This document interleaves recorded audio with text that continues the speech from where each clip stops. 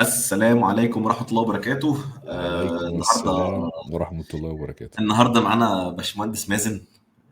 باشمهندس مازن المعروف إعلاميا باسم مازن كندا. مش ده مش اسمه زمان بقى انا بطلنا الموضوع. بص بطلناها. انا عايز اعلق على الحتة دي بس عشان ايه، انا قلتها قبل كده مع احمد الحديدي، ما اعرفش تعرفه ولا لا. آه، آه انا يعني دلوقتي معروف باسم باشمهندس مازن، ومحدش يعرف مازن ايه، مش فارقة يعني. وقبل مم. كده كنت معروف مازن كندا. انا مقتنع بحاجة اسمها الالتر ايجو. الالتر ايجو تعريفه بالعربي الصريح اللي هو يعني ايه، الشخصية انت عارف سوبرمان واللي اه هو مش عارف كيرك ده ولا ايه. فانا بطلع على السوشيال، احنا لسه بنتكلم في الحته دي، انا بطلع على السوشيال ميديا. مش لازم الناس تبقى عارفه حياتك الحقيقيه، لان انا مش سوري يعني، مش جاي اتقدم في جواز. انا جاي اتكلم في مواضيع معينه. فانا صح. عملت لنفسي التر ايجو على السوشيال ميديا. مازن كندا كان لاسباب معينه، لان انا كنت بتكلم عن الحياه في كندا ومش عارف ايه. فلما لقيت مم. ان انا لا، انا عايز اتكلم اكتر في التك، فالتر ايجو بتاع مازن كندا مش هينفع خالص. فعشان كده بقولنا لا خلاص، خلينا بقى ايه، باشمهندس مازن.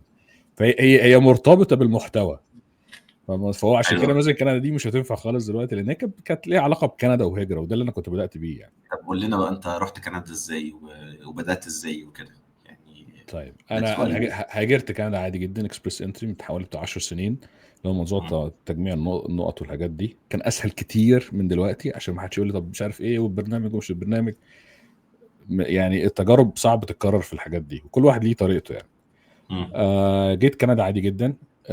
طبعا لان كان عندي خلفيه في البرمجه والحاجات دي، مم. كان سهل ان انت تلاقي وظائف. قبل ما اجي، آه طبعا كنت خايف، كانش معايا $4000، فمعيش اي حاجه خالص، فكان لازم يكون عندك مصدر دخل. وما ينفعش تقل عن رقم معين مثلا في الشهر عشان تعرف تعيش في كندا، بتاع على الاقل مم. $2000. ف... اوكي. فطبعا مش هينفع تقول لا ده انا هقعد 3 4 5 شهور ادور على شغل. فكنت جاي على ان انا هشتغل سكيورتي حرفيا. قبل اوكي. ما اجي خدت كورس سكيورتي ب $120، وقلت خلاص هشتغل سكيورتي. طبعا انا ما كملتش ما استحملتش موضوع الفكره دي في دماغي نفسيا يعني.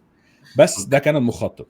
طبعا مم. كنت بعمل شويه فريلانس قبل ما اجي. يعني انا كنت قبل ما اجي كندا كنت مخطط، قعدت بتاع 6 7 شهور اعمل فريلانس، وهي دي اللي مم. جابت لي $4000. طبعا رقم قليل، بس مم. قلت يعني هتسد. كنت بطلع مثلا فريلانس حوالي $600 $700 في الشهر. حلو. رقم اهبل يعني، بس في مصر كان حلو، بس طبعا هنا طبعا ملوش لازمه. كنت ثري الكلام ده كده. كان زمان، ايام مش عارف دولار كان ب 7 جنيه، واخد بالك. مش مم. عارف ولا كان بكام تمام قبل التعويم الاولانيه، حاجه زي كده. المهم، آه ف فانا فاكر حتى خالي، هو عايش في امريكا وحد جامد يعني، بيشتغل في حاجه جامده يعني، مش في السوفت وير بس بصفه عامه. فقال لي اوكي. انت هتقعد في الوظيفه بتاعتك اللي هي سكيورتي دي، و24 ساعه تقدم على الوظائف. مم. طبعا انا ما اشتغلتش سكيورتي خالص. انا قلت لا، انا هقعد اسبوعين 3 شهر واشوف اللي هيحصل. بعد اسبوعين جات لي اول انترفيو. بس كنت بعمل ايه، وانا حتى مم. اتكلمت قبل كده عن الموضوع ده في القناه القديمه. مم. كنت جايب اكسل شيت، كنت كاتب كل الوظائف اللي انا قدمت عليها النهارده، دي الشركه الفلانيه ودي التاريخ الفلاني، دي الشركه الفلانيه والتاريخ الفلاني. انا مم. فاكر حتى والدي الله يرحمه قال لي مش عارف بعد بتاع 30 40 الشركه تقدم لها هتجي لك الوظيفه. وكان ساعتها، اصل دلوقتي الناس تقول لك ايه، ما انا بقدم 100، انا بقدم 1000، انا بقدم 100 وبزهق وبتاع، مليون. محدش بيرد وبتاع. كانت ساعتها الموضوع مختلف يعني، كان ساعتها دي كانت فكره ثوريه يعني، ان الواحد يقعد مم. يقدم كل يوم بتاع 10 15 مره في اليوم. دي كانت فكره جديده يعني. مم. بس ده اللي حصل فعلا بعد مثلا حوالي اسبوعين بالظبط من وصولي لكندا. يعني كنت جيت في يناير تقريبا، مش فاكر. كانت في مم. فبراير، كانت في اخر يناير كلموني، وكانت في بدايه اول شغلانه في فبراير. واول مرتب قبضته كان تقريبا كان بيتقبض كل اسبوعين باي ويكلي. مم. فقبضت يعني في فبراير. اول شغلانه ليا كانت في الشركه اسمها اوتو تريدر. دي شركه لو مش عايز تذكر اسامي الشركات مش لا مشكله. لا، الماضي عادي، انما الحاضر لا. يعني الحاضر بيبقى انت عارف بقى NDA وحاجات زي كده، انا ومش هيبقى عارف، في حوارات. عشان انت عارف احنا عندنا الناس هنا بتخش لينكد ان كويس انت فاهم القصه دي. باشمهندس مازن دخل شتم يا عم ايوه، طب كويس انت فاهم يعني، انا مش محتاج اشرح الحته دي. اصل في ناس اتعملت فيها الحركه دي، وجت تقول لي اكيد انا طبعا. انا احترمت فيك ان انت عملت لنفسك القصه دي. اصل ابسط حاجه، يعني انت اقول لك حاجه، لما انا عامل دلوقتي ارابيك تك تمام. بس امم. طبعا دي ما ينفعش تخفيها، يعني دي موجهه للعرب. اوكي. فارابيك تك ده موقع انا عملته النهارده، وفي حد يعتبر منافس على القناه القديمه، مش غير ما نذكر اسماء حد، مش فارقه، بس اللي عارف عارف. فهو لما حب يتضايق منك عمل لك ايه؟ دي اس اتاك، قام بعت لك حاجات ناس مالهاش 30 لازمه، وقعت الموقع. فتخيل بقى لو دي اس اتاك يحصل دلوقتي للشركه اللي انا شغال فيها، ويجي عن طريق مازن، هاخد الرفد الجميل وراه ده حقيقي. القفا الحلو، فاهم؟ انت جايب مشاكل، فاهم؟ فاكيد مفيش حد ده انا بيحب كده. بتكلم. مفيش بيزنس بيحب كده في الدنيا. لا تخيل ما فيهاش هزار دي. تقولوا لي ايه؟ على فكره جال لنا مش عارف كام ريكوست وبتاع، وعرفوا يوصلوا انها عن طريق ناس مثلا من الشرق الاوسط. طب هو مين اللي شغال في الشرق الاوسط؟ يعني حتى لو انا مش قلت ده، غير ان هم ممكن يبعتوا ايميل يقول لك على فكره عندكم واحد اسمه مش عارف مازن بيعمل ايه وبيعمل فيديوهات، اه بيعمل لكم صداع. لا طبعا ما. لا، انا افتكر ان في حد صاحبنا، يعني هو حد معروف يعني في السايبر سكيورتي، كان شغال في شركه بتاعت فانتك في اوروبا، وكان كاتب بوست على الفيسبوك. البوست ده ما عجبش حد معين، راح بعته للشركه، الشركه عملت له وورنينج يعني، فاهم؟ فمن ساعتها الناس بقى عندها كالتشر ان هي ايه، لما تيجي تطلع على السوشيال ميديا ما حدش بيكتب هو شغال فين، عشان النويزي اللي احنا بنتعامل معاها بشكل يومي بصراحه في المواضيع دي. اللي هو انت ضد فيك، ضد رايي انا، لازم فاهم، لازم اقف ضدك. المشكله كمان ايه؟ انت بتوصل النهارده ل1000 واحد بيتفرج عليك، مم. بكره 10، بعد كده 20. عملت فيديو في 100,000 واحد شافه. انت مم. متخيل ان ال100,000 كلهم هيبقوا طيبين؟ اكيد هيطلع منهم واحد هيبقى دماغه مش تمام، يعني واخد بالك؟ لا بس احنا بنكسبكت ان انا خد مني المعلومه ومالكش دعوه بشخصي، يعني خد ما هم مني هم مش المعلومه. هيعملوا ده، القصد عليه. ما هو وسط ال100,000 اه. دي مش كلهم هيفكروا بالطريقه السويه دي. مم. اكيد هيبقى فيهم حد ولو واحد، مع ان هيبقى فيه اكتر من واحد ما بيفكرش بطريقه سويه. فانا لازم صحيح. امن نفسي. يعني هشوف، حتى جاي النهارده نتكلم عن السكيورتي. مم.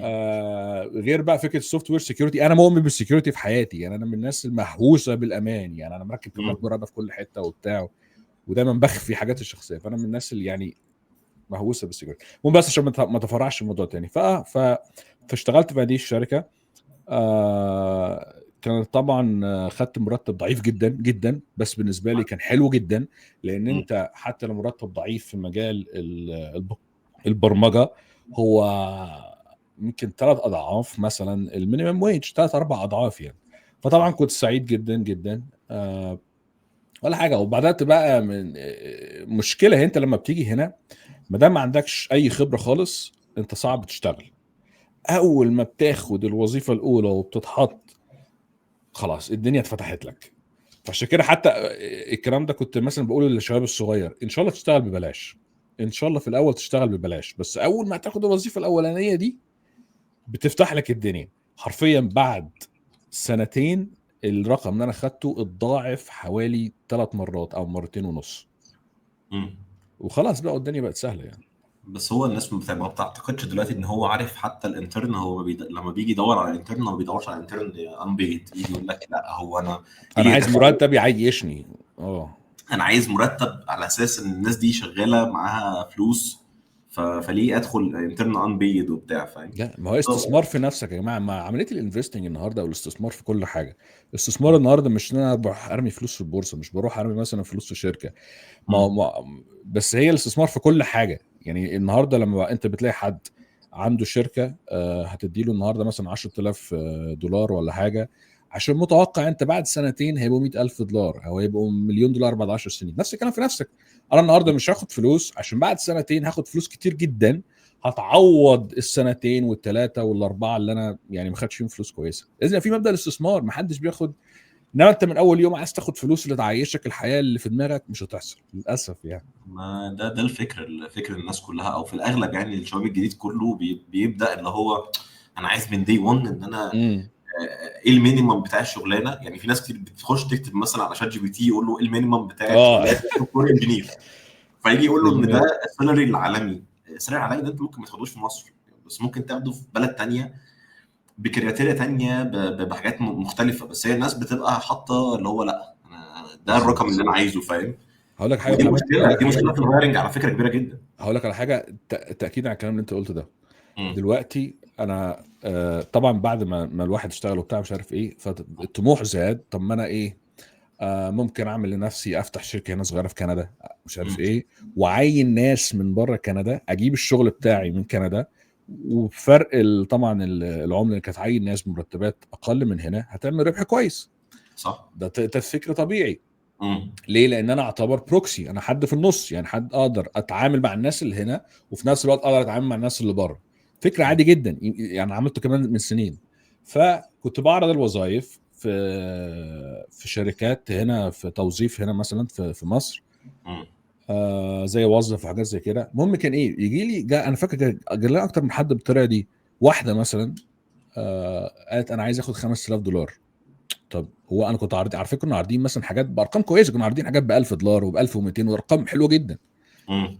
لا طب محتاج $5000 ليه؟ قلت له اصل انا عملت سيرش على جوجل وقال لي ايوه ان ايوه. متوسط، اسمع بس، متوسط مرتب المبرمج في كندا $5000. طب ما حضرتك طب ما انا كنت عاين حد من كندا، انا ايه اللي خلاني عاين من بره؟ زي ما انت قلت كده، على حسب الكرايتيريا، حسب بعض المواصفات، حسب السياق. مم. فهي ما ينفعش النهارده اقول انا عايز اشتغل برقم الفلاني وعايز مش عارف ايه. هي ما بتمشيش كده للاسف يعني. دي حقيقه. طب بما انك انت قلت لي ان انت مهتم بالسكيورتي والبيرسونال سكيورتي، ايه اه الحاجات اللي انت بتعملها مثلا يعني بيرسونال، بتحب تقول ان انا بعملها في السكيورتي كذا بيرسونال، يعني الحاجات اللي انت مم. بتبقى مهتم بيها على السوشيال ميديا عشان تحافظ السوشيال على ميديا، السوشيال ميديا طبعا زي ما بقول لك انا ما بطلعش بشخصيتي الحقيقيه خالص. في حاجات، فانا فعلا في ناس قرايبي ما يعرفوا، يعني في مش قرايبي، يعني مثلا عيله مراتي مثلا ما يعرفوش اصلا. ان انت موجود اونلاين. ما حدش فيهم يعرف، ما حدش يعرف الموجود اونلاين، ما حدش فيهم يعرف معلومات الشخصيه، ما حدش فيهم يعرف اصلا مواليد كام او وانا مم. يعني انا فعلا خافي معلومات كتير جدا عن نفسي. مم. اونلاين طبعا باخد بالي ان مستحيل حد يعرف انا ساكن فين بالظبط. في ناس على مم. فكره بتقابلني هنا في كندا يقول لي انت مازن مش عارف ايه وبتاع، بس ما حدش يعرف انا ساكن فين بالظبط. يعني في ناس حرفيا قابلتني هنا في كندا كتير، ايام مم. حتى مازن كندا يعني، مم. بس ما حدش يعرف انا ساكن فين. فباخد بالي كويس جدا المعلومات الشخصيه ما تطلعش. فكره الالتر ايجو دي بتساعدك في السوشيال ميديا. موضوع الفي بي ان ده دايما انا بحب استخدمه لما بتكون آه، يعني انا برضه مش عايز ابالغ واقول لك انا بستخدم في بي ان طول الوقت، بس دايما لما بتكون مثلا حاجات الماليه، مم. يعني انا ساعات بتريد في الكريبتو والحاجات دي، اوكي. فدايما بتاخد بالك من القصه دي. مم. برضه من الحاجات. ممنوع في كندا صح؟ الايه؟ الكريبتو مش ممنوع في كندا. على فكره في مواقع كريبتو كتير جدا ممنوعه في كندا، اوكي. بس في حاجات مفتوحه. مم. طبعا هنا انا مثلا برضو من الحاجات، يعني فكره الكريبتو دي انا برضو حاببها عشان فكره الحاجات الشخصيه، لان انت حرفيا انت الحكومه ما تعرفش انت بتعمل ايه، ودي برضو من الحاجات المزعجه جدا، لان الحكومات هنا فعلا بتبقى عارفه عنك كل حاجه وبتستخدم معلومات ضدك كتير. مم. فدي من الحاجات يعني اللي انا قادر افتكرها، بس طبعا في تفاصيل صغيره عاد ازاي تتصرف على موبايلك، كل حاجه معمولها باسورد طبعا بطريقه نتكلم طبعا معينه، دي عشان الحاجات احنا الاساسيه يعني. لكن انا بس. مش قادر اتخيل حاجات مميزه زي ما قلت لك غير الفكره السوشيال ميديا، محدش يعرف عنها حاجه خالص. اوكي. الناس في الشغل اصلا حرفيا ما تعرفش اسمي الحقيقي، انا بستخدم اسمين مختلفين حرفيا. اوكي. لان هنا انت ممكن تستخدم حاجه اسمها ميدل نيم، في ميدل نيم وفي لاست نيم، وهو اوكي. اصلا ما حدش ليه حق ان هو يسالك انت اسمك ايه الحقيقي، هو الاتش ار بس اللي بيعرف. فانا حرفيا بستخدم اسمين مختلفين عشان الناس تتلخبط ومحدش يعرف يدور. انا بتكلم بجد، اه. بحيث ان في حد مره قبل كده قال لي مش عارف اجيبك، قلت له مش لازم تعرف، انت مالكش دعوه يعني. في فهو ناس عارف. بتعمل كده على فكره برضو هنا يعني في ناس انا اعرفها كتير جدا شغاله في جوبز كتير هو ما بيكتبش اسمه الحقيقي. بالظبط. اه يعني بالظبط. انا فاكر انا مره رحت ورك سبيس واديتهم بصراحه انا ما بحبش الماركتنج ميلز والحاجات دي امم بتضايقني شخصيا بتملى الميلز عندي وكده. فانا دخلت ورك سبيس في مره فاديت للناس فيك داتا عشان ما حدش يبعت لي ميلز بالظبط. وكده وكده. بالظبط. بالظبط. بس دخل حد راح قال لي بص احنا هنبعت لك او تي بي عشان تخش الواي فاي بتاعنا فرقم اه, تليفوني اللي كنت حاطه بره غلط ده. للاسف. طب طب ممكن ارجع اغيره دلوقتي؟ بس خلاص بقى عرفت ان انا ممكن استخدم حتى تمب فون نمبر ولا اي حاجه عشان ما اه حدش يبقى عارف انا مين يعني بس الموضوع ده يعني انت عارف حوار الارقام ده، انا لفتره قريبه يعني ما كنتش مستوعب ان الناس في مصر بتتكلم واتساب كتير، اه. لغايه لما عملت عربي كتير. فكنت بلاقي حد كلمه الوقت يقول لي هو رقمك كام، قلت له يعني ازاي تسالني عن رقمي؟ يعني حاسس انها اهانه، يعني ازاي تسالني عن رقمي يعني. ايوه ايوه. انا خدت الموضوع بالنسبه لي يعني ايه عايز تعرف رقمي؟ رقمي ده حاجه مقدسه يعني، ما حدش يعرف ودي يعرف رقمي يعني. فاهم. بس اكتشفت ان حاجه عاديه يعني في مصر نفس الارقام بعد عادي يعني. يعني اختلاف ثقافات يعني طبعا في العموم يعني. طب هقول لك على حاجه لما انت جيت اشتغلت في اول شركه في كندا هل كانوا بيعملوا لكم وانتوا شغالين زي اويرنس بروجرام للسايبر سيكيورتي او للسيكيورتي بشكل عام عشان تحافظوا على الداتا بتاعتكم وتحافظوا على نفسكم من حاجات زي الفيشنج والحاجات دي كلها، ولا كان كانت بيحصل طول الوقت موضوع فيشنج ايميلز ده، ولما امم اللي بيقع فيه بقى هو اللي بيتعمله تريننج. يعني هو مش متوقع انه يعمل لك تريننج اول مره، بس ما امم بيديك. والكلام ده بيحصل لغايه دلوقتي على فكره، يعمل لك. هو زاد قوي ايام الكورونا، امم لان كان في مش عارف، كان الناس كلها قاعده اونلاين ولا ايه، بس هو يديك الفيشنج ايميل، وقعت فيه، اقعد يا حبيبي اسبوعين بقى ايه، هيتعمل لك تريننج وذاكر. تريننج محترم بقى، تحط كده بس مع النوتي بقى، كورس النوتي، كورس العيال مش الضحك عليهم. بس ما كانش بيعملوا لحد ترمينيشن بعد فتره لما بيقع في لا حاجه، صح؟ والله ما اعرف، انا فعلا ما اعرفش، انا ما اعرفش ان في حد يعني ترمينيشن دي ممكن بخصوص الموضوع ده امم يعني. ما عدتش عليا، بس انا فاكر كنت بتكلم مع حد قال لي يعني بنتكلم في الحته دي، هيحصل ايه لو واحد مثلا انت قصدك يعني غلط غلطه غير لا لا، مقصوده غلط ولا الغلطه دي مقصوده؟ كتير بقى، يعني غلط الغلطه دي كتير يعني. مش عارف، دخل التريننج مره واثنين وثلاثه هو وبيقع برضه. متخلف يعني، هو انت قصدك واحد متخلف يعني؟ اه ما اصل في ناس بيحصل معاها كده يعني لا يعني الصراحه مش عارف يعني، ما عدتش. هي دي الكلام ده طب انت، حصل معاك قبل كده؟ انا يعني بما اني بعمل اويرنس بروجرام للناس، اه. ففي شركات انا بشوفها بتعمل ترمينيشن بعد عدد معين من وهو الفشل. هو ايه اللي يخليه يقع اكتر من مره يعني؟ هو مش مركز ولا بيستعبط؟ مش مركز، بيخش التريننج يعمل يعني فاهم، يحل الاسئله وخلاص. اغلب التريننجز دي بتاع شركات بتقدمها بسوفت ويرز، ساعات بيبقى ليها حلول اصلا اونلاين، امم. بيخش يجيب الحلول من على جيت هاب ويخش يعمل سبميت وخلاص يعني. طب هو فلو عشان يستاهل، ما اقول لك على بقاش حاجه، هو يستاهل. غبي يعني، يعني غبي وذكي في نفس الوقت، هو رايح دماغه بس هو غبي يعني. الحمد هو لله. هو يعني ممكن، انا مش هقول عليه غبي ولا ذكي، انا هقول ان هو متكاسل او متساهل وما متكاسل خدش الموضوع خليني جد أقول يعني. هو هيخسر لنا فلوس، ما هو لازم. طب انت وانت شغال في اي حاجه بعيدا عن عرب تك، لما حد عمل لك دي دوس اتاك، مم. هل حصل قبل كده في اي بروجكت ان انت اشتغلت فيه حد كان اه بيحاول يعمل طبعا. اتاكس على البروجكت بتاعتك او كده؟ طبعا طبعا، الحاجات دي حصلت كتير. طب احكي لنا بقى يعني ما شويه. انا اقول لك على حاجه. أنا كنت بقول لك على القصه دي. كنت شغال انا في الحكومه في كندا، امم حكومه اونتاريو، في وزاره معينه. اوكي. آه الشغل هنا في الحكومات بيبقى طبعا في برامج حكوميه كتير.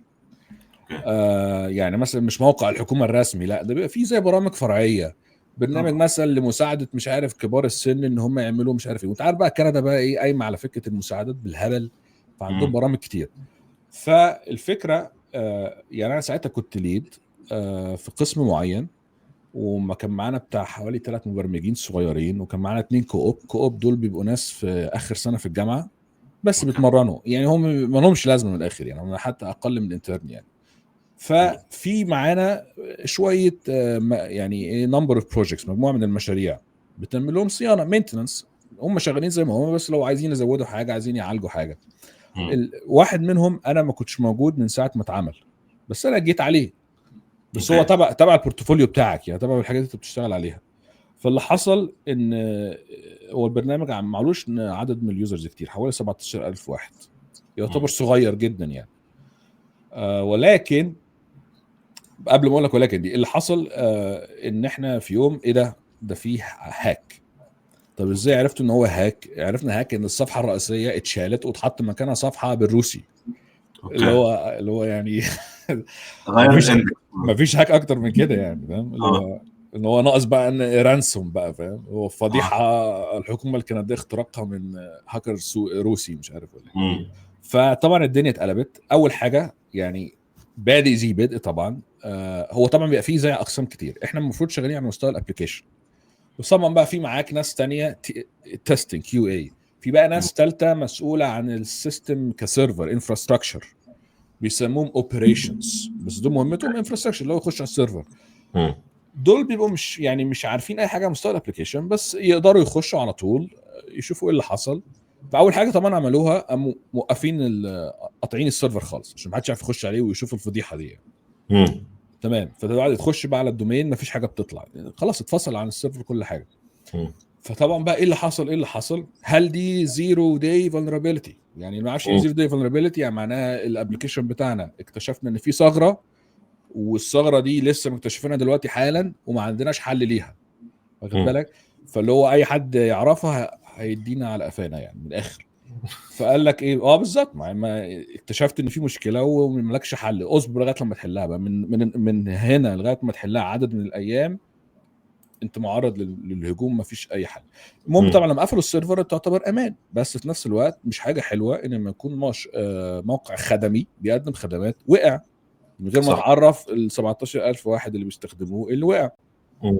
طبعا كانت مشكله كبيره جدا، قيموها على ان هي P2 priority 2، مم.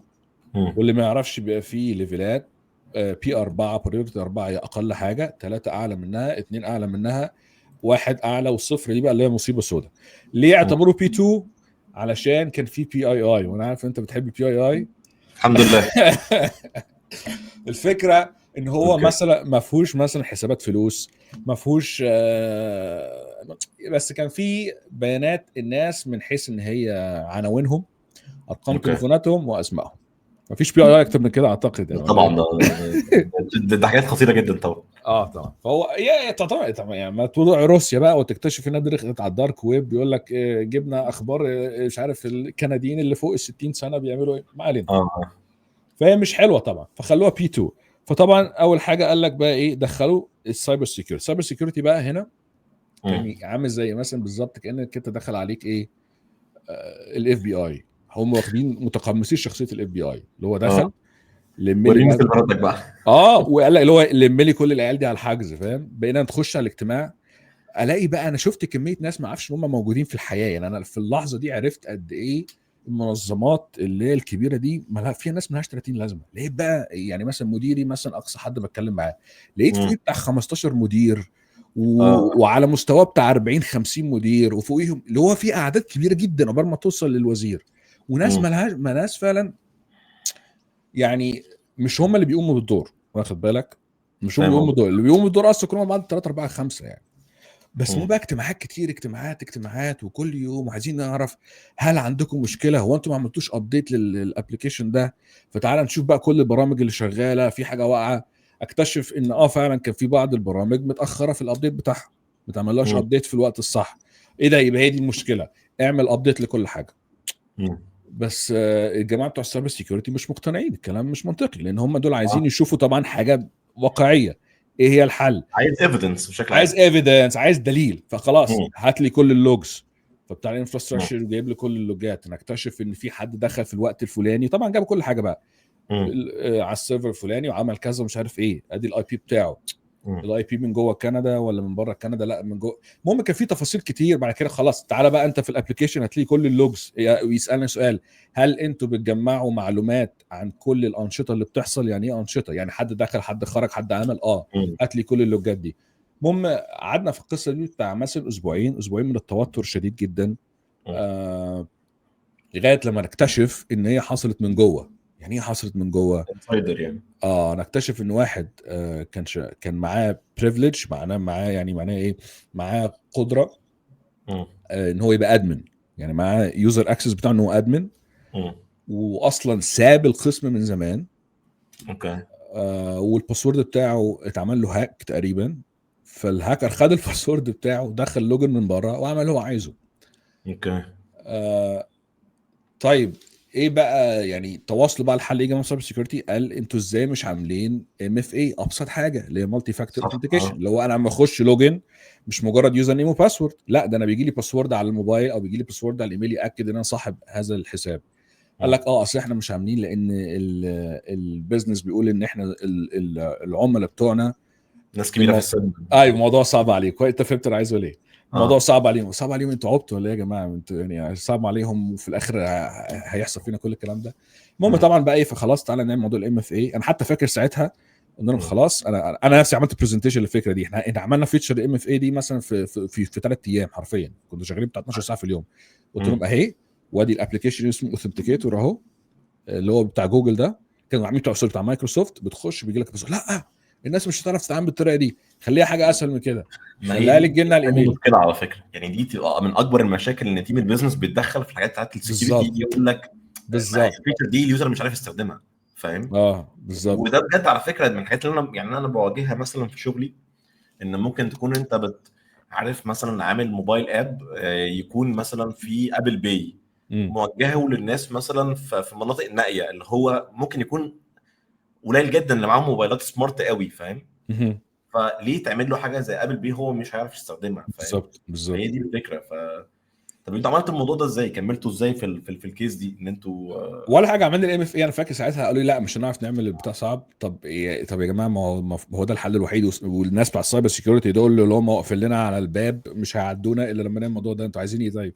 هات حاجه اسهل. خلاص نعملها لكم على الايميل. طيب ينفع؟ قال ماشي ينفع الايميل. هو بالنسبه لهم فكره ان هو يمسك الموبايل، مش عارف ليه كانوا مقتنعين ان هي هتيجي عن طريق الخط. ومش قلت له يا عم اي حد معاه موبايل، في ناس معهاش موبايل يعني، معلش بس. المهم عملناها لهم، والمضحك ان تاني يوم ايميل السيرفر بتاع الحكومه وقع، وما كانش الايميلات كانت شغاله، ما فيش يخشوا يا اصلا. دي النيله. هم كان في نحس على فكره. هو انا حسيت ان كان، فاهم. انا الماتشات حتى مش هتطلع لايف ابدا. هو غالبا هو قبليها كانوا رافدين واحد هندي. اقسم بالله انا حاسس انه عمل عليهم حاجات. والله العظيم قبلها بشهر في ناس شكت ان هو اللي عمل الهاك، بس انا ما اظنش ان هو اللي عمل. انا حاسس ان هو غالبا عمل تعويذه. هو قاعد انا عمل عايز اقول تعويذه. حاجات والله بس مش عايز. اصل بص مفيش تفسير تاني. انا اوكي. فاكر كانت كيو بيتكلمني تقول لي بص، مش عايز اقول اسمه بس هو عمره هتشوف الكلام، مش هيبقى فاهم. المهم اوكي. فلان ده قال لي انا حاسه هو اللي عمل القصه دي. قلت له بص ده غلبان يعني، ملوش في الكلام ده، على قده قوي يعني. بس انا مقتنع ان هو عمل سحر يعني، فاهم؟ لان الموضوع كان غريب. اللي هو ايميل السيرفر بجد وقع تاني يوم، محدش عارف يخش. قلت لهم يا جماعه ما قلت لكم اعملوا موبايل بلاش وبتاع. المهم الدنيا مشيت والجماعه بتوع السايبر سكيورتي قال ايميل بقى دي حاجه ترجع لكم، مهم يبقى في موضوع المالتي فاكتور اوثنتيكيشن. طب انتوا وسابونا اسبوع بالطريقه دي لغايه لما خلاص بقى قالوا خلاص طلعوا لايف تاني. طب انتوا اصلا في البروجكت بقى اللي كانت بتيجي بعد كده كان بيحصل عليكم اوديتنج من التيم السايبر سيكيورتي ولا كانت بتمشي ازاي؟ السؤال حلو جدا. حرفيا لان هم اكيد بعد ما اتلسعنا فلازم اه يبقى لا في لا لا اوديتنج بقى طبعا بعد طبعا كده. طبعا طبعا الجماعه بتوع السايبر سيكيورتي زي ما مم. بقول لك هو بيتعامل على ان هو اف بي اي. انا كنت بتكلم مع واحد منهم مم. بقول له بقى انت طبعا حاسس بقى بالنشوه بقى ان انت بقى جامد وبتاع ومش. قال لي بص على فكره الشغلانه مرهقه جدا، احنا في مم. توتر شديد يعني. انت قال لي احنا تحت ضغط شديد لان احنا معرضين دلوقتي بنتسال اول سؤال هو ازاي ده يحصل، لان دي في الاول ده والاخر حقيقي. مسؤوليتنا. اي نعم احنا لينا كلمه عليكم دلوقتي، بس مم. هو بيتقال لنا احنا ازاي ده يحصل وانت موجود. فهو مم. بيتحط تحت ضغط شديد. فطبعا من حقه طبعا ان هو يتعمل فعلا اوديت بتاع مثلا لمده 7 شهور، بقى يراجعوا التفاصيل مالهاش لازمه. يا جماعه ايه العبط اللي بتعملوه ده؟ لا معلش مم. لازم تعدي. في حاجه كده اسمها مش عارف تي ار اي، كان في حاجات كتير اول مره اسمع عنها عرفتها بعد القصه دي. اه شويه ريبورتات بقى لازم تطلع بقى وشويه تستات معينه. طبعا الموضوع كان غلس يعني. لا بس خليني اقول لك برضه على حاجه. انتوا كان عندكم مفروض ان يبقى الباسورد بتاعت اليوزرز كلها بتتعمل لها ترمينيشنز، او الاكونتس كلها تتعمل لها ترمينيشن بعد ما الموظفين يمشوا. ده اللي دي بقى الفكره بقى، دي بقى ده اللي حصل بعديها بالظبط. اللي مم. حصل بعديها كمان انا بقى افتكرت شويه تفاصيل تانية.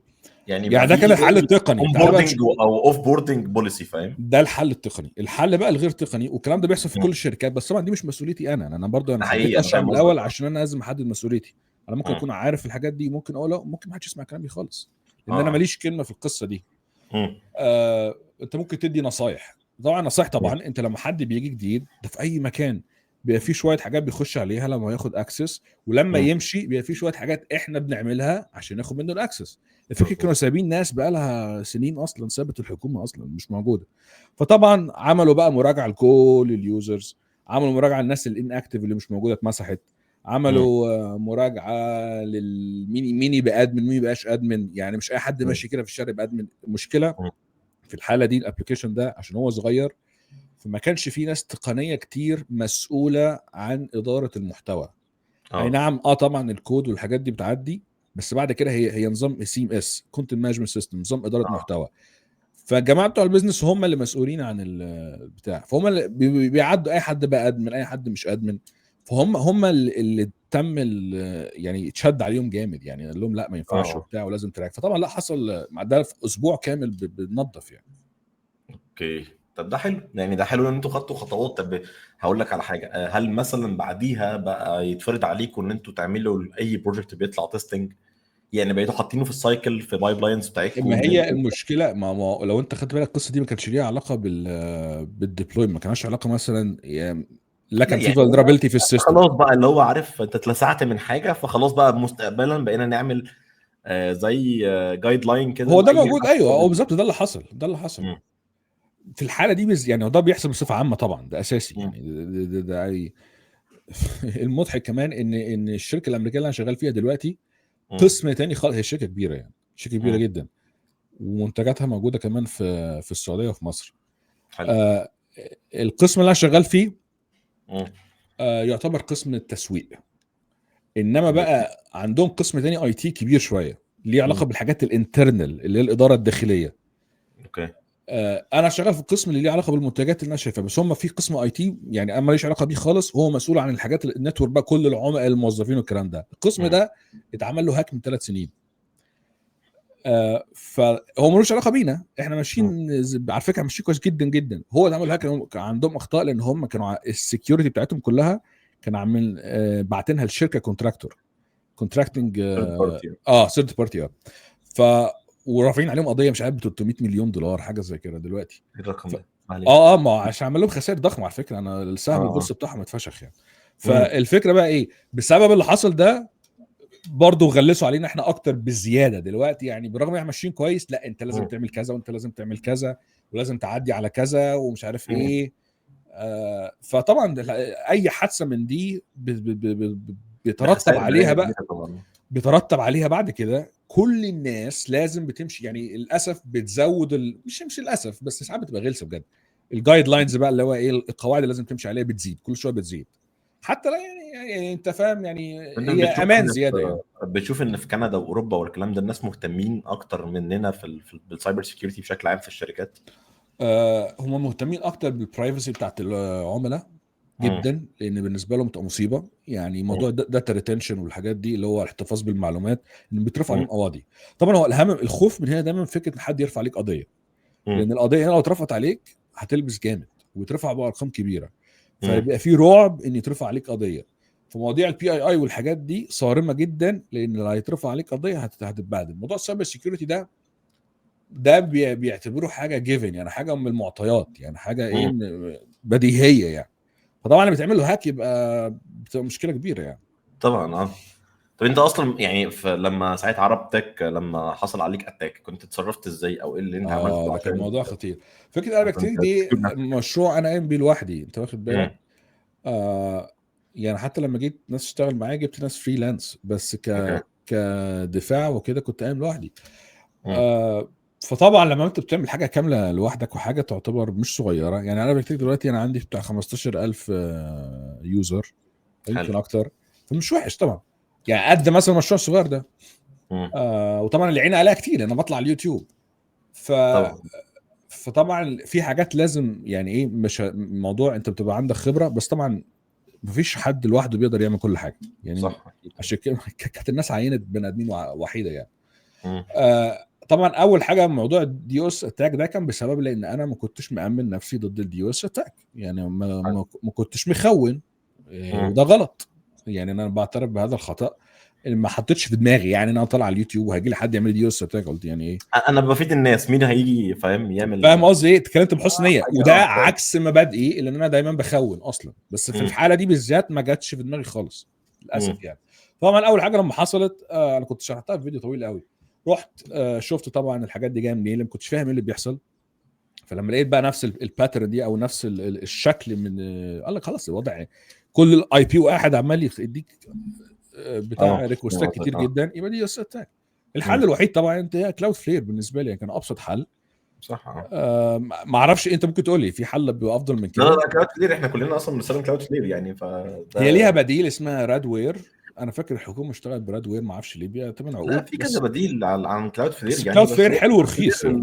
الابسط للناس كلها او الاحسن يعني. اغلب الناس في ورخيص يا مثلا، عم ورخيص في ناس جدا. بتستخدم امبريفا، في ناس مثلا اه بتستخدم امازون كلاود فرونت، في ناس بتستخدم حاجات كتير فاستلي مثلا او كده. فصلي حلو بس جدا، هو فصلي حلو بس بيستغل. يعني هو كلاود كلير يعني ريزنبل في السعر بصراحه يعني. انا شخصيا انا بقول لك رخيص او هو في اصلا الباكج اللي هي الفري باكج دي اصلا بالمناسبه لاي حد يعني بتطلع كفايه. ريزلت كويسه جدا يعني. مش محتاج تروح تسبسكرايب في حاجه ادفانسد او كده يعني.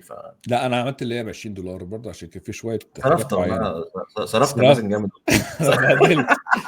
بس والله. بقول لك ايه، والله. والله لا يساوي غير الليلتين اللي انا قضيتهم في متضايق نفسيا دي امم. عندي بفلوس الدنيا كلها. كنت متضايق بجد، متضايق اللي انت قلت رقم واحد، لان انا ما كنتش متوقع ان ده حاجه زي كده تحصل، وان الموضوع يتطور بقى الناس تحاول بقى ايه يعني. بلاش بقى القذاره دي يعني، احنا جاي في الاول والاخر جايين نتكلم بس يعني، ما علينا.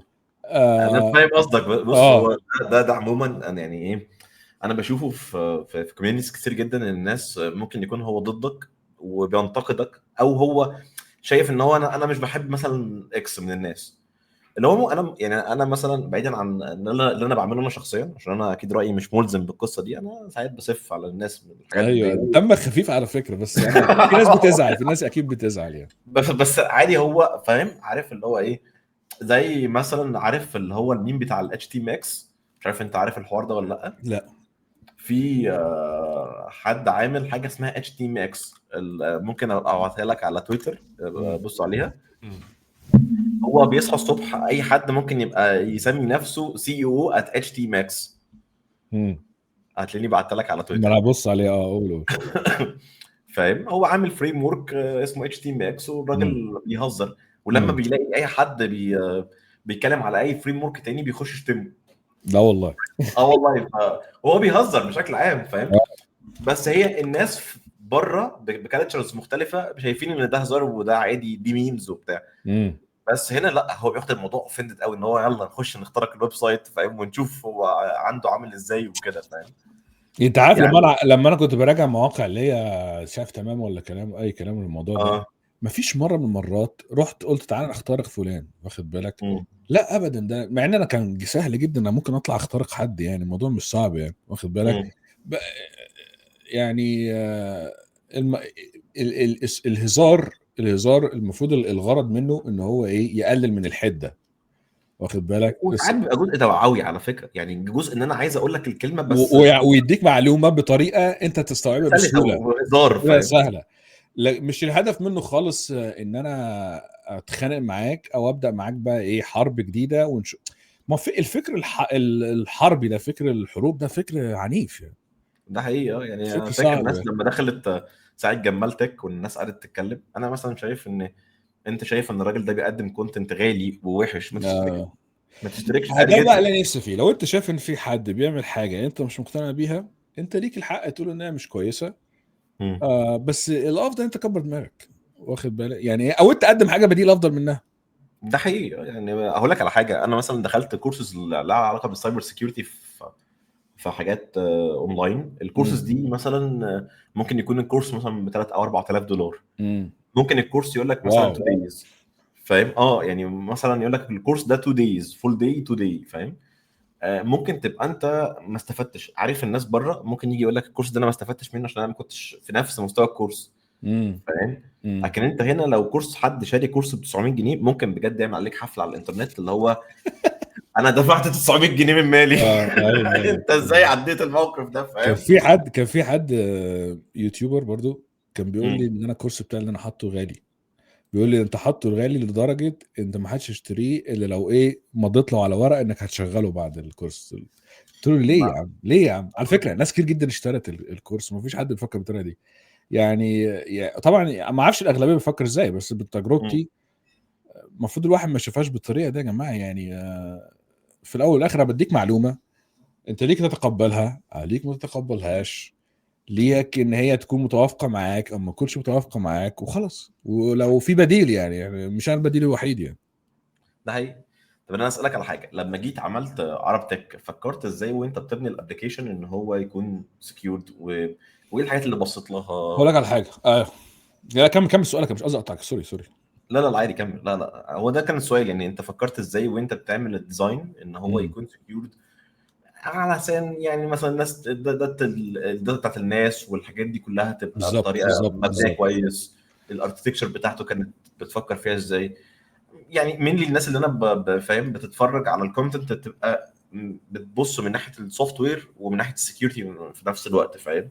اللي هو انا باخد الجزء الحلو من السوفت وير وابتدي امبلمنت في الجزء بتاع السكيورتي.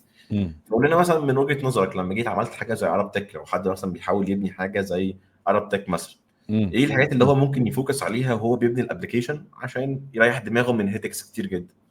جميل قوي السؤال ده. طيب يعني حلو قوي انت وضحت فكره ان انت محتواك في السكيورتي، بس انت عايز تركز في برضه في حته السوفت وير او امم.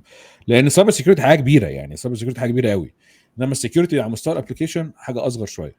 ده حقيقي. تمام. النهارده تعال نقول بنعمل ابلكيشن مثلا زي ارابيك تك دي المفروض ان هي فيها فرونت اند، فيها كود، المفروض انها بتتكلم مع داتابيز، المفروض ان هي بتتكلم مع شويه اي بي ايز من بره، والمفروض ان هي بتترفع على سيرفر.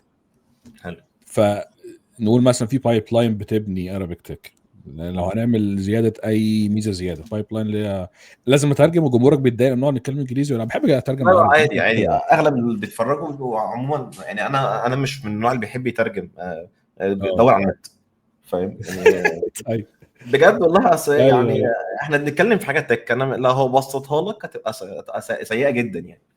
تمام تمام تمام. فالنهارده اول حاجه طبعا على المستوى كفرونت اند لازم تاخد بالك من الحاجات بقى اللي هي البسيطه، بس اللي دايما بيقع ناس بتقع فيها، زي الاكس اس اس، مش عارف السي اس ار اف، الحاجات اللي هي تبع اسمها ايه، او واسب دي اللي هي بتاعت الدبور دي، الاس توب 10. اللي هي التوب 10. فدي طبعا من الحاجات الاساسيه الواحد لازم ياخد باله منها. انا حتى كمان جبت حد يراجع ورايا في القصه دي، لان في حاجات ممكن تقع فيها. الاي اي بحس ان هو برضه كويس قوي في القصه دي، بس لازم انت توجهه او لازم تكون ايه انت رايك فاهم. صحيح في كلود والحاجات دي وانت بتكتب كود؟ ممتازه جدا، بس لازم تكون انت فاهم انت بتقول له ايه. يعني هو لو انت قلت له اتصرف هيتصرف، بس مش مم. هتبقى عارف اذا كان اللي عامله ده كفايه ولا لا. بالظبط العلاقه ما بيني انا والاي اي زي العلاقه ما بيني انا ومبرمج صغير. انا مم. النهارده لما اكون كتيك ليد، في عندي النهارده حد طلب مني ان انا اعمل حاجه، مم. عايزين نزود حاجه في السيستم، بعمل مم. ايه؟ بجيب تيكت، بروح على الجيرا واكتب تيكت، في التيكت دي بكتب صح. ريكويرمنتس. مم. ريكويرمنتس بصفه عامه اللي هي بيسموها الاكسبتنس كرايتيريا، اللي تقول ان التيكت دي تمام. بس في بقى حاجه على جنب كده بسميها ديف انستراكشنز، او اللي هي مم. التعليمات الموجهه للمبرمج. دي اللي مم. بشرح فيها بالتفصيل ايه اللي انا متوقع، ازاي انا اللي انا مستنيه منك. الاكسبكتد اوتبوت. ايوه. فانا اوريدي انا فاهم الموضوع بيتعمل ازاي. اي نعم انا ممكن اكون مثلا في تفاصيل في النص وقعت مني اللي ما حطيتش ايدي في الموضوع لسه، بس 90% انا عارف كل التفاصيل، فانا بكتبها في التيكت. مبرمج بياخد الكلام ده، بينفذ الكلام ده، ممكن يزود حاجه من عنده، ممكن ينقص حاجه من عنده، هيجي يتناقش معايا. انا بتعامل مع الاي اي بنفس هذه الطريقه. بس نيجي في الاخر خالص، لو انا مش فاهم حاجه خالص هعرف اكتب الانستراكشنز للديفلوبر؟ لا. لا بص، خليني اقول لك على حاجه، انا قول. بدون، انا اسف لقطع كلامك يعني، ايوه ايوه ايوه. بس في ستارت ابس كتير جدا طلعت على مستوى العالم، لو جيت بصيت هم اي اي بيزد فروم سكراتش، هو باني الويب سايت بريبلت ما انا عارف. ولافابول والحاجات دي كلها. انا مش عارف الناس بتشوف الموضوع ده ازاي يعني. انا وجهه نظري انا بصراحه ممكن اكون ضد الفكره دي شويه، حاسس ان هي مش هتقوم برودكت، هتقوم لك بروتوتايب حلو جدا ممكن تطلع بيه وتقول للناس انا عملت بروتوتايب، بس ام في تقوم بي. برودكت دي صعبه قوي يعني. اكيد هتلاقي فاهم انت عامل في جزء فيه بي في ناحيه من النواحي، انا فاهم. هقول لك انا كنت عامل بوست على اليوتيوب واكس مم. بالظبط بتتكلم اللي انت بتقول عليه ده. مم. الاي اي من الالف للياء، اللي هي ريبلت ومش ريبلت ولافابل والجو ده، اللي مم. هي دلوقتي ما بقتش تعمل فرونت اند بس، هي بتعمل لك ابلكيشن كامل. جميله مم. جدا ان هي تعمل ام في بي اللي هي مينيمم فايبل برودكت، مم. او لا يعني ايه، زي ما انت قلت بروتوتايب اللي هو مم. عرض بتاع. مم. ليه بقى؟ انا النهارده السوفت وير في حاجه اسمها اس دي ال سي، السوفت وير ديفلوبمنت لايف سايكل. اول مم. حاجه بلاننج التخطيط، بعد كده مش عارف اناليسيز، انا بعتبرهم حاجه واحده. بعد كده عندي مم. ديزاين يعني بصمم، بعد كده الامبلمنتيشن يعني التنفيذ، بعد كده بتاع ده التستنج الاختبار، بعد كده الديبلويمنت، بعد كده اهم حاجه بقى فيهم كلهم المينتننس اللي هو الصيانه. حضرتك مظبوط. هل انت متخيل انت لما النهارده هتعمل البرنامج الجميل اللي ظهر بريبلت، هتعرف تخلي ريبلت يعمل صيانه؟ هتعرف تخلي ريبلت لو حصل اي مشكله هيعرف يحلها؟ هتعرف مم. تخلي ريبلت يعرف يضيف اضافات؟ هتقول لي هيعرف. هقول لك لا مش هيعرف. لا لا ليه؟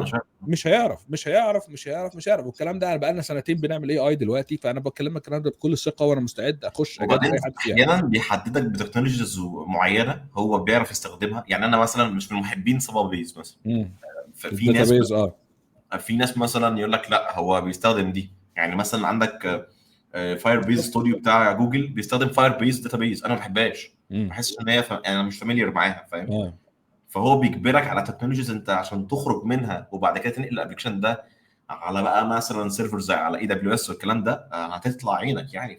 ودي برضو حاجة تانية، فكرة انك انت كأنك عينت مبرمج شاطر جدا في تكنولوجيا معينة. فانت لو انت بقى النهارده عايز تعين، ما ده اللي بيحصل في الشركات. احنا النهارده شغالين بتكنولوجيا معينه ومعانا مبرمجين جامدين جدا، دي حصلت معايا كتير قوي. فيقول لك احنا عايزين نغير التكنولوجيا دي لاسباب معينه. دايما تغيير التكنولوجيا بيكون لاسباب بيزنس، لاسباب مصاريف، لاسباب فلوس، لاسباب مواكبه العصر، لاسباب مش عارف ايه. فنيجي نسال اول سؤال، هل المبرمجين بتوعنا شاطرين فيها؟ يقول لك اه حلو انقل. لا خلاص، عين ناس غيرهم او علمهم. النهارده والاي اي مش هيعرف يتعامل مع تكنولوجيا جديده، انت كده حرمت نفسك من توفير فلوس، حرمت نفسك من مكاسب، حرمت نفسك من انك انت تواكب العصر. دي المشكله اللي انت ذكرتها بكل باختصار، ودي مشكله حقيقيه. لكن المشكله كمان الاساسيه فكره الصيانه. النهارده الاي اي محكوم بحاجه اسمها كونتكست ويندو، ما يقدرش يستوعب زي ما بني ادم هيعرف يستوعب الموضوع بطريقه اللي احنا بنعملها يعني في حياتنا، الا لو جاب له حد خبير يساعده فيها. وده انا بقول الاي اي مبرمج شاطر جدا، وليس تك ليد، وليس اركيتكت، وليس مش عارف ايه. الاي اي هو مساعد ممتاز جدا، بس لازم حد فاهم يسوقه، وده اللي بيحصل. فانا بتعامل معاه بالظبط كاني مبرمج صغير، بقول له يعمل ايه كذا كذا كذا، هو بيخش ينفذ الكلام زي ما هو، بس لازم انا اراجع وراه، لازم اكون انا فاهم ايه. بص انا معاك في كل ده، انا بس انا يعني من الناس اللي يعني باوفنس القصه دي بصراحه لاسباب كتير. انت انا ضد فكره ان اي حد يستخدم اي اي اصلا؟ لا مش دي الفكره، بس انا بشوف مثلا ان الابلكيشنز اللي اتعملت كلها بالاي اي كلها ليميتد ابلكيشنز، ده يعني هي عشان هو كلها عملها من الالف للياء، ما هي دي الفكره. ما هو لو معمول من الالف للياء اي اي، ما هو ده اي كلام. بيفوكس على حاجه معينه بس، فاهم؟ ما ده غلط. انا هقول لك على حاجه، ما ده اللي انا بقوله. النهارده لو انا هبني مشروع كبير، المشروع الكبير ما بتبنيش من تيكت واحده مثلا على جيرا، المشروع الكبير بتبني من حوالي 100 تيكت، لازم اقسمه لحاجات صغيره جدا. انا لو خليت الاي اي يشتغل في حاجه واحده، انا عارف انت بتفكر من وجهه نظر التكنولوجيا، بس هو الاي اي حرفيا يعني من ارض الواقع هو عنده القدره فعلا ان هو ممكن يحول من حاجه لحاجه لو اديته مثال ليها. يعني في كمان حرفيا طرق ممكن تخلي الاي اي يتعامل مع تكنولوجيا اول مره يشوفها، لو بنيت له كونتكست محترم. هو طبعا هو شاطر في حاجات معينه من نفسه بيخش، هو عيب بس البرامج اللي هي ريبلت وشيفل والكلام ده بيختاروا التكنولوجيات دي لاسباب كتير جدا، منها هي سهله. يعني ده ابسط حاجه، هي سهله تبني برنامج فول ستاك عن طريق تحط سوبر بيز ومش عارف ايه وبتاع جنب بعض. مش سهل انت تبني فول ستاك ابلكيشن مايكرو سيرفيسز ومش عارف ايه واي دبليو اس، ده صعب، ده مش هيحصل. فدي برضو من الاسباب. ولكن لو انا النهارده المشروع بتاعي اتقسم بطريقه تتبع خطوات الاس دي ال سي، تتبع خطوات بناء اي سوفت وير، واديت الاي اي حاجه قد كده يشتغل عليها، الصراحه بيشتغل كويس. انا اكون معاك يعني اقول لك مثلا حاجه، انا شايف مثلا ان لو حد بيتفرج كان عنده فكره مثلا عايز يعمل حاجه زي اولكس مثلا او دوبيزل او مش حاجه هينفع يعملها باي اي، ما ينفعش يعملها باي اي، ما ينفعش. هي الناس بقى عندها اقتناع لا ان لا ده لا ممكن يتعمل بالاي اي عادي ما ويطلع ينفعش تعمل اي برودكشن اي. لا لا. وينفع تطلع بيه ويبقى سكيورتي وجميل وزي الفل اقول لك على حاجه، انا بتحدى اي حد يروح بلاش يا عم اولكس ايه ارابيك تك يا عم، اللي في ناس استصغرتها. انا بتحدى اي حد يعملها بالاي اي من الصفر، هو ما عندوش اي خير من برمجه خالص. انا يوم ما عملت ارابيك تك انا عملت حوالي ما لا يقل عن 40 تيكت على الجيرا بتاعي. انا عملت جيرا بورد 40 تيكت. يعني انا اقول لك ابسط حاجه، خاصيه واحده مثلا اللي هي المنتدى ده مقسوم مثلا لبوستس وتوبكس ومش عارف ايه والجو ده. التوبيك ممكن يكون كنت عامل مثلا على 7 تيكتات، في حاجات في تيكت معموله فقط انك انت تعمل مثلا اند بوينت، تضيف توبيك جديد، او اند بوينت بتعمل ابديت. في تيكت تانية معموله تعمل فرونت اند الخاصيه معينه، في مش عارف ايه. فلو انت مش فاهم مش هتقسم الموضوع بالطريقه دي، لا الاي اي هتقول له اعمل لي يا عم كذا كذا كذا، مش هيعمل حاجه. فالاي اي يبني حاجه ياخدها لك من هنا لهنا مش هيعرف. فحد يجي يقول لي خلاص يبقى انا اقسمها لمهام وانا ما عنديش اي خبره بالبرمجه، برضه اقول لك لا. ليه؟ لان هو هيعمل شويه اخطاء في النص وانت مش هتكون مدرك ان دي اخطاء. طب انت شايف ان اصلا الاي اي هيدخل مع، يعني هيبقى الفتره الجايه ان الموضوع هيبقى ريسكي على السوفت وير انجينيرز مثلا؟ او هو اوريدي خلاص، ما هو اوريدي اثر، ما فيش اكتر من كده، ما هو اوريدي اثر حرفيا. هو اثر في صوره ايه؟ ان عدد الناس المطلوبين في اي مشروع بيقل. خلينا نكون واقعيين. حرفيا دلوقتي ممكن حد فاهم كويس جدا فعلا بيقوم بدور 2 3 تانيين. انا شخصيا زي ما قلت لك انا كنت معين ناس عاملين شركه وكده. انا ما احتاجتش حد كتير في اربك حاجه، ناس قليلين قوي يعني، والموضوع كله كنت قايم لوحدي. فهو اوريدي مأثر، هو مش هيأثر اكتر من كده. يعني انا مستعد يعني الحته دي انا انا مستعد مليون في المية. هو كده جاب اخره في التأثير. يعني خلينا بس الناس فاهمه اللي انت شايفه دلوقتي ده ومفيش اسوأ منه. هو ده القاع اللي احنا فيه، ده هو اسوأ حاجه على الاطلاق يعني. اي حاجه من دلوقتي هتبقى افضل. اي حاجه انا من دلوقتي هتبقى افضل، يعني ممكن يكون كل اصلا واحد يعني لو انت متابع اللي اوف واي الويف اللي شغاله في مش اوروبا هزيد دي عن كده، كلها، مش هزيد عن كده. وطبعا هي يعني دي الناس هي فعلا دي اسباب اقتصاديه بحته. ليه؟ مم. لان دلوقتي الشركات دي بتاخد كل الفلوس اللي عندها بترميها في الاي اي. ليه؟ لان مم. المستثمرين دلوقتي مقتنعين الاي اي هو اهم حاجه في الدنيا. لو ده شفت حقيقه. البورصه عماله تزيد بطريقه مش طبيعيه، في ناس بتقول انها بابل يعني معناها فقاعه، يعني معناها مم. الناس عماله تحط فلوسها في حاجه بتعلي من قيمتها، وهي هذه الحاجه لا تساوي هذه القيمه. ليه؟ مم. لان هم متوقعين ان هي هتفضل تزيد في المستقبل، بس لو ما زادتش هتفرقع في وش الناس كلها. فده اللي ما بيحصل. ده اتجاه الشركات كلها دلوقتي اصلا، يعني كل تلاقي الشركات، احنا مثلا في ناس كتير جدا في مصر ستارت ابس طلعت ان هي بتحاول مثلا تعمل حاجات بالاي اي. انا شفت ليك كتويت مثلا كنت بتتكلم فيها ان في فويس كوماندز بتديها للاي اي عندك تقريبا مم. ايجنت، بيبتدي ياخد منك البرومبت اللي انت عايز تكتبه ويبدا يكتب بيه المشروع، فاهم؟ بالظبط انا بالظبط. شفت حاجه زي دي في اي او اس ابلكيشن كان حد عامله، ان هو انت لو ما عندكش اكسبيرينس خالص بقى في الكود سيبني وانا 5 دقايق وهرجع لك بالفكره اللي انت عايزها او البروتوتايب. مم. ودي فكره حلوه، يعني انا مش ضدها، بس انا ضد الفكره ان انت تطلع باحجام كبيره جدا من مش البروجكت هيحصل تطلع والله، فيها. ما هيحصل، انا بحلف بالله.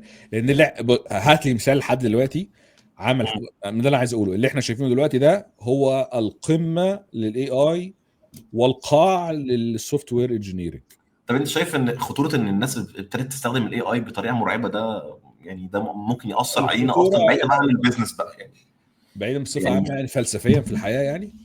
يعني انا شايف مثلا بجد كان في ريسيرش كنت بقراه من كام يوم ان الناس ابتدت، كان بجد كان في حد كاتب الناس ابتدت تستخدم غباوه. انا الناس كنت اقول ابتدت لك كده.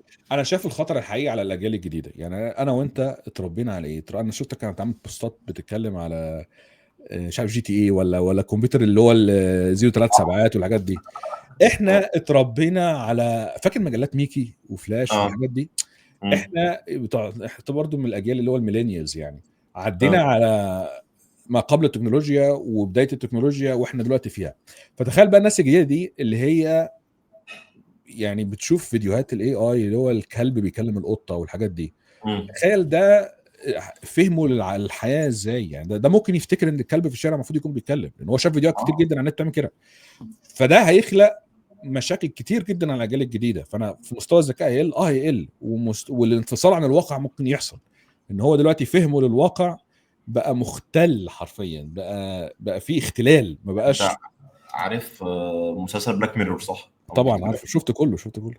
انت عارف انا كنت متخيل ان ممكن بيحصل في بلاك ميرور ده ما يحصلش في الحقيقه لغايه من فتره بيحصل قريبه. بيحصل.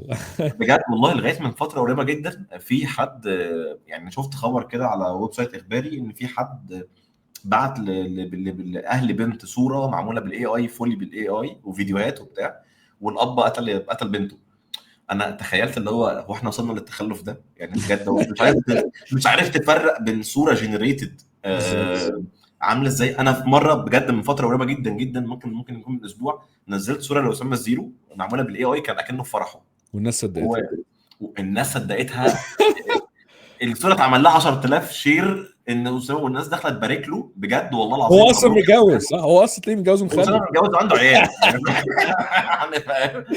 والله مراته بص. يا عيني عليك، بس مراته تقول لك اتجوز الثانيه. اه والله يعني بص، بس انا خليني اوريها لك. الناس والله انا لو العظيم مكانه هشتمك الصراحه، اقول لك انت جبت لي مشاكل لا مراتي لا بس من.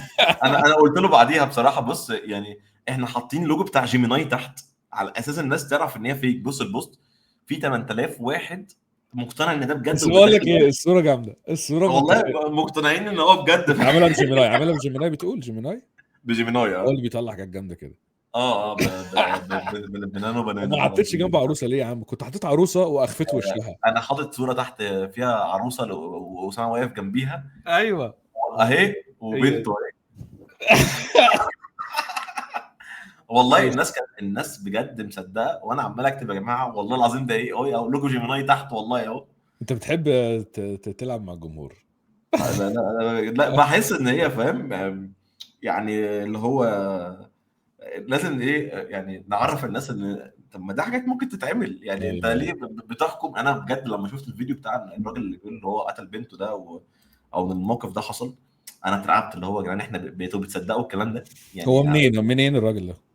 ما اعرفش هو حاجه من محافظه يعني، مش فاكر محافظه ايه الحقيقه، بس كان بيقول ان هو قتل بنته، وحد بعت لهم فيديو معمول بالاي اي وهو ما عرفش يفرق ان ده اي اي.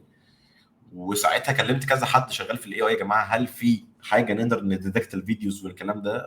كله قال ان بشكل ما بسيط المودلز ما بقتش اكيوريتي قوي ان انت تقدر تجيب حاجه تقول لك ان ده يديتكت، بس بص، على الاقل انت لازم ايلون ماسك كان تستخدم بيتكلم في الحته السنس دي. بتاعك كبني ادم يعني. ايلون ماسك بيتكلم في الحته دي، هيعملوا او ما اعرفش يعملوها ولا قريب ولا لا، بس الحل هيبقى فيه فينجر برينت، بصمه هتتعمل في فيديوهات. انا مش فاكر التكنولوجيا المستخدمه بس دي مم. ممكن تتعمل. هو مم. حرفيا صوره، انت عارف صوره طبعا صح؟ اه عارف صورة. انا جالي اكسس على صوره فدخلت مم. عليه. لا هو واقعي بغباء، يعني واقعي لدرجه ان هم عشان يحموا نفسهم من القواضي برضه، عشان ما قلت لكم موضوع القواضي حاجه كبيره، مم. فحجموها قوي. دلوقتي بقى ابلكيشن مبقاش ليه 30 لازمه. بس انا في الاول خاصه لما نزلته انت كان ممكن تعمل اي حاجه، ممكن تعمل اي حاجه بجد وتحط اي حد في اي فيديو.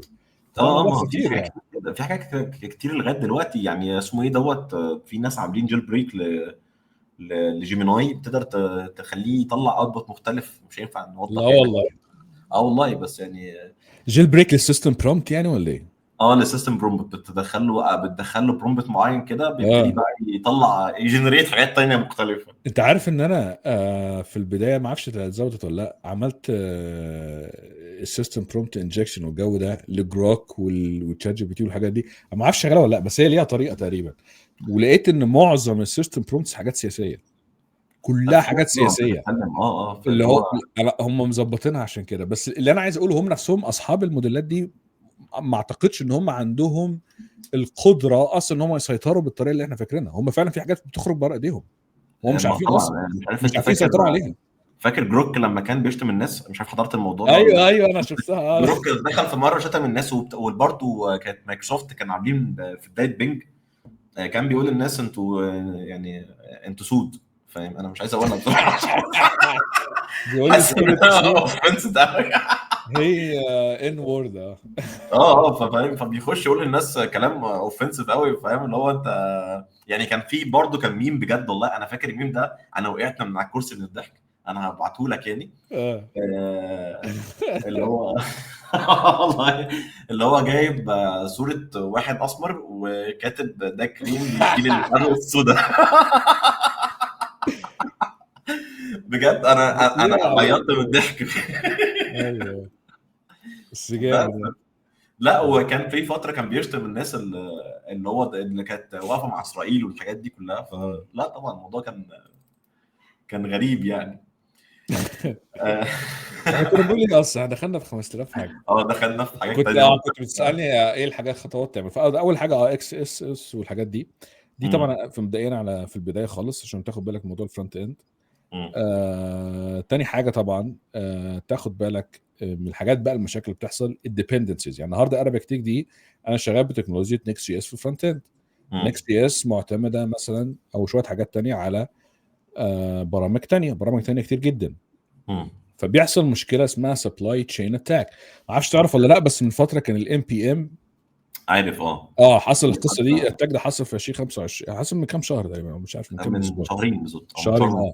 فدي برضه من الحاجات الواحد ياخد باله منها. فدي بتعمل ازاي؟ لازم تعمل سكان. تعمل سكان النهارده على اي باكج انت بتجيبها كل فتره، تبقى او تبقى حاجه اوتوماتيك يعني حاجه دوريه. مم. دي من الحاجات المهمه جدا تاخد بالك من الديبندنسيز. الحاجه بقى الاساسيه اللي الجماعه بتوع الفايب كودنج بيقعوا فيها، والمفروض ان مفيش حد يقع فيها، موضوع الاي بي اي توكنز بتاعتك والكيز والحاجات دي تتصرف في الكود، او مم. الاسوأ بقى تتصرف للعامه في البابليك. فلازم مم. تراجع كل السيكريتس بتاعتك تكون محطوطه بطريقه كويسه. والحته دي باخد بالي الناس اللي هي يعني جديده لسه ما بتبقاش فاهمه ازاي تخزن ال يعني دي غير الباسورد بتاع اليوزر والداتابيز، الباسورد بتاع الانفايرمنت الابلكيشن فاريبلز نفسه. بتاعتك. اه. بالظبط. يعني النهارده لما يكون مثلا الابلكيشن بتاعك كمثال بيعمل لوجن على جوجل، بيسمع ناس يعمل لوجن جوجل، فانت عشان خاطر تتكلم مع جوجل لازم توثق انك انت ارابيك تك. عشان تعرف انت ارابيك تك هي بتديك باسورد اسمه اي بي اي كي، مم. المفروض انت بتحتفظ بيه في مكان سري، والا اي حد هياخده منك وهيروح يخش باسم ارابيك تك عند جوجل. فدي من الحاجات برضه تاخد بالك منها. مم. الحاجات بقى الاساسيه كمان في الداتابيز، تعمل موضوع الاس كيو ال انجكشن، تاخد بالك انت مأمن. لاي حد عايز يبني حاجه ما تعتبرش عملاقه، في مكاتب كتير جدا في اي لغه بتستخدمها بتقوم بهذا الدور، فتبتدي تستخدم مكاتب بتحل مشاكل اس كيو ال انجكشن. الحاجه الاخيره كارابيك تك انا مستخدم داكر، انا مؤمن جدا بداكر لان هو بيخلق لي بتاع بيئه معزوله تماما امان. فدي برضو من الحاجات اللي شايف الناس ممكن تاخد بالها منها يعني، حلو جدا عشان تامن الساعه مستوى الابلكيشن يعني. طب هقول لك على اخر سؤال بقى بالنسبه لي. تفتكر عشان السؤال ده سؤال الجدل الجميل، الاي اي هياخد مكان البني ادمين بقى بشكل كامل في الديفلوبمنت والشغل بتاعنا ولا لا؟ انت امبارح في حد اسمه كان في حد اسمه حماد، انت كنت عامل كوت لبوست الاي كيو بتاعه. اه المهم بس فهو كان بيقول حاجه لطيفه جدا، انا حبيت اسمع نصيحته الصراحه. هو كان بيقول ايه بدل ما تضيع وقت تتكلم مع ناس الاي كيو بتاعها انت مش هتعرف تقراها عادي تاني انا عارف. الاي كيو بتاعها انا قلت بتاعها الاي كيو بتاعها اقل من 125 اقل من 125 مش الاحسن تتكلم مع ايه، مع تشات جي بي تي مش عارف وهو جيم. فانا على فكره سبحان الله امبارح فعلا قلت ايه، كنت قاعد زهقان، كنت سايب العربيه، كنت رايح المفروض اجيب حاجه ومش عايز اعمل اي حاجه، مش اسمع حاجه، وقمت فاتح الفويس مود مع تشات جي بي تي على العربيه. طب بقول لك يا اخت تشات جي بي تي، انتوا هتستبدلونا ولا لا؟ من الاخر انا عايز افهم. وما قعدت اخش في نقاش، لان الموضوع ده موضوع فعلا جدلي، والموضوع ده واللي يقول لك انه مش شاغل دماغه طول الوقت يا بيضحك عليكي، هو مش مدرك الموضوع خطير بجد، خطير جدا جدا. هو مش مجرد هيستبدل الديفلوبرز، انا شايف ان هو اقل ناس هيتم استبدالها موضوع الديفلوبرز. الناس مش قادره تفهم الفكره دي. في ناس اوريدي تم استبدالهم نهائي، موضوع الفويس اوفر، الناس بتعمل التعليق الصوتي يعني. انا شايف انا المحاسبين نفسهم، في محاسبين كتير جدا الفويس اوفر تم استبداله، ماركتنج تم استبداله، الناس بتاعت في في حد مش حد شغال اس او دلوقتي. اقول لك على حاجه، احنا متعاقدين مع الشركه الامريكيه عشان هي مواقع ماركتنج مع ثيرد بارتي اس او، شركه كبيره بتاعت الاس او في قمه السذاجه. بتقول لك انا امبارح سالناه سؤال، تقول لي ما انا امبارح كنت بسال شات جي بي تي هو ايه الافضل في حاله الاس او ان احنا نعمل كذا. طب انت بتسال شات جي بي تي ادفع لك انا فلوس ليه طيب دلوقتي؟ ده حقيقه والله، ادفع لك فعلا فلوس ليه يعني؟ ما اشوف اي سوليوشن بيعمل كده. المشكله ان فعلا في حاجات سهل جدا استبدال اي بيها، يعني برمجه دي اخر حاجه اصلا الناس ممكن تتخيلها.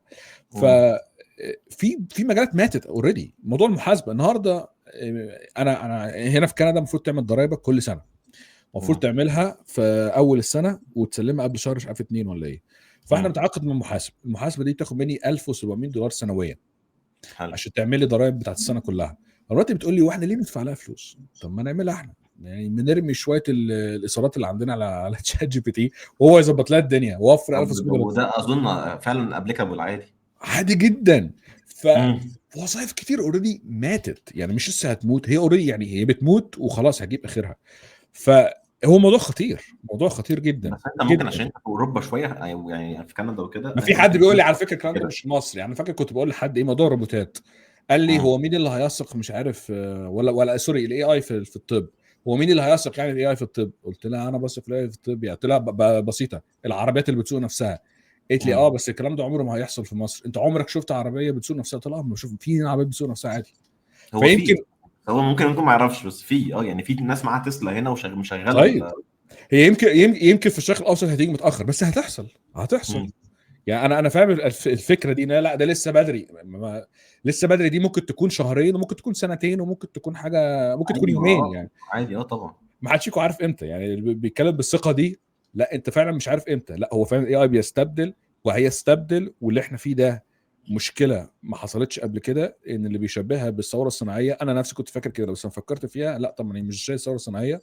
الثوره الصناعيه استبدلت حاجه من اتنين عند البشر، استبدلت القوه العضليه بس سابت لهم الدماغ. النهارده احنا ما عندناش قوه عضليه وبيتاخد مننا الدماغ، مش باقي لنا حاجه خالص من الاخر. لازم نكون واقعيين. الاي اي احنا اوريدي تم استبدالنا بالقوه العضليه، يعني الناس تقول لك هم ازاي بنوا الاهرامات؟ ازاي من غير مكن؟ يعني بديهيا ازاي ابني الاهرامات من غير مكن؟ دلوقتي بقت حاجه عاديه، انت ممكن تبني 15 هرم في سنه واحده، يعني الموضوع مش صعب، شويه مكن. انما النهارده الحاجه الذهنيه كانت بتاخد مننا، احنا مش متبقى لنا حاجه خالص غير بقى القوه الروحيه بقى، مش عارف ايه اللي بقى لنا في الاخر يعني، او الحاجات بقى الانسانيه الحمد زي. لله الحمد لله والله الحمد ف... لله. انا حاسس ف... ان احنا فاللي احنا فيه ادينا ده، دفعه جديده للجيل الجديد بصراحه وده اللي أنا قصدي ممتازه عليه، يعني. فاللي احنا فيه ده فعلا موضوع كبير، ده حقيقي. ولكن هل بيستبدل المبرمجين؟ اللي احنا شايفينه ده هو اخرها، مش لا هيزيد. هو المفروض بقى ان انت توظف الاي اي في الحاجات اللي انت ما ده اللي بيحصل. ما بتشتغل بيه انت يعني. كمبرمج اوريدي ما زلت مطلوب. ليه ما زلت مطلوب؟ لان الاي اي بيعتمد في اولا واخيرا عن برمجه. الاي اي النهارده عشان يعرف يعمل صوره بيكتب كود عشان يعمل هذه الصوره. الاي اي النهارده عشان يعرف يعمل برنامج محاسبه بيكتب كود يطلع لك سي اس في فايل. مم. الاي اي عشان يعمل بيكتب كود.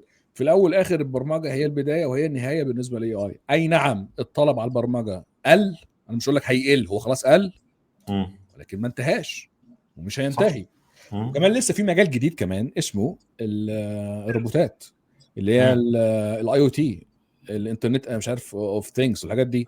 انت في سينجز ده هيزود تاني طلب على البرمجه. هو الاي اي مش هيكتب كل، زي ما قلت لك، هو الاي اي فعلا بيعرف يكتب كود بس لازم حد يسوقه.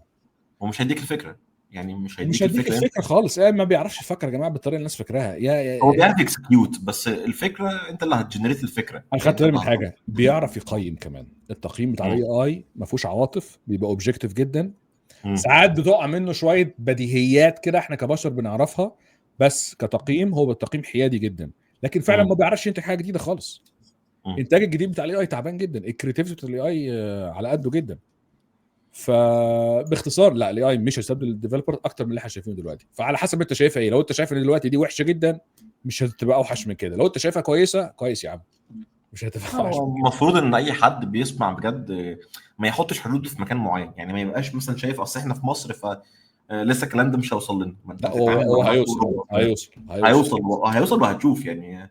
انا في فيديو لسه هيوصل. شايفه لنائب مجلس الشعب كان بينتخب بيعدي على الناس. طبعا انت اكيد مش هتشوف المهزله دي في حته ثانيه، بس كان راكب سايبر تراك ومركب عليها الناس عشان يعلن على الانتخابات يعني سايبر الناس اللي هو تراك. ف... شيفوليه الدبابه. فتخيل هو وصل لفين عشان يعمل بيها اعلان يعني فاهم. يا عم فالحمد ربنا لله يزيده، والله. بس سايبر تراك دي تلاقيها 3 اضعاف ثمنها في مصر مثلا. ده يعني جابها بكام دي؟